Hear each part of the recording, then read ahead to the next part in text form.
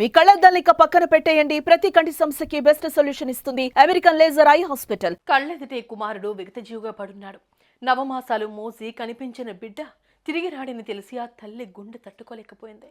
కొడుకా, నువ్వు లేనిది నేను యాడుండేది, నీతోనే నన్ను తీసుకుపోవని గుండె లవిసేలా రోధించింది. కుమారుడి మృతదేహంపై పడి కన్నీటి పర్యంతమైంది. అంతే, అలా కుమారుడి మృతదేహంపై పడిన తల్లి మళ్ళీ లేగలేదు. గుండె ఆగి అక్కడికక్కడే మృతి చెందింది. గంటల వ్యవధిలోనే తల్లి కొడుకులు మృతి చెందడంతో కుటుంబంలో విషాద ఛాయలు అలుముకున్నాయి.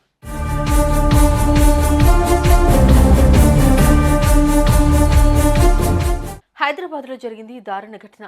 రసూల్పుర ఇందిరమ్మ నగర్లో నివాసం ఉంటున్న 43 ఏళ్ల రాము జింకానా సబ్స్టేషన్లో లైన్మెన్గా పనిచేస్తున్నాడు. ఎప్పుడూ ఉత్సాహంగా ఉండే రాము సడన్గా ఈ నెల 19న అనారోగ్యానికి గురయ్యాడు.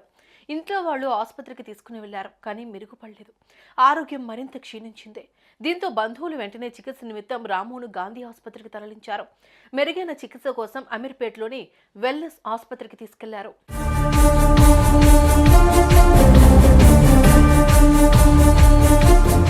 డాక్టర్లు ఎంత శ్రమించినా ఫలితం లేకుండా పోయింది. బ్రెయిన్ స్ట్రోక్తో రాము చికిత్స పొందుతూ మృతి చెందాడు. ఈ విషయాన్ని రాము తల్లికి చెబితే తట్టుకోలేదని, ఇంటికి వెళ్ళాక చెబితే అందరూ పక్కనే ఉంటారు కాబట్టి సముదాయించొచ్చు అనుకున్నారు. ఇక మృతదేహం ఇంటికి రావడంతో ఆరోగ్యంగా తిరిగొస్తాడనుకున్న కుమారుడు విగతజీవిగా రావడాన్ని తల్లి తట్టుకోలేకపోయింది.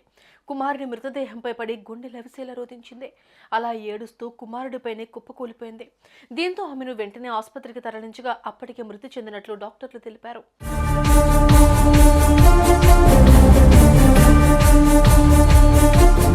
ఇంట్లో ఒకరి మృతి నుంచే కోలుకోనేలేదు.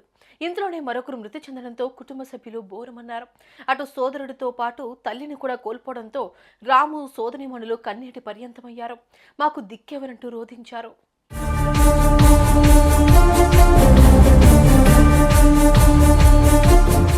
మన అనుకున్న వాళ్ళు దూరమైతే కలిగే బాధ అంతా ఇంత కాదు. కొందరికి అది భారమైతే మరికొందరికి శాపంగా మారుతుంది. అటువంటి ప్రేమానుబంధాల్లో సొంత వాళ్ళు మరణిస్తే ఆ బాధ వర్ణనాతీతం. అటువంటి వేదన నుంచి బయటికి రాని కొందరు చివరకు తనువు చాలించిన పలు హృదయ విదారక ఘటనే ఇది.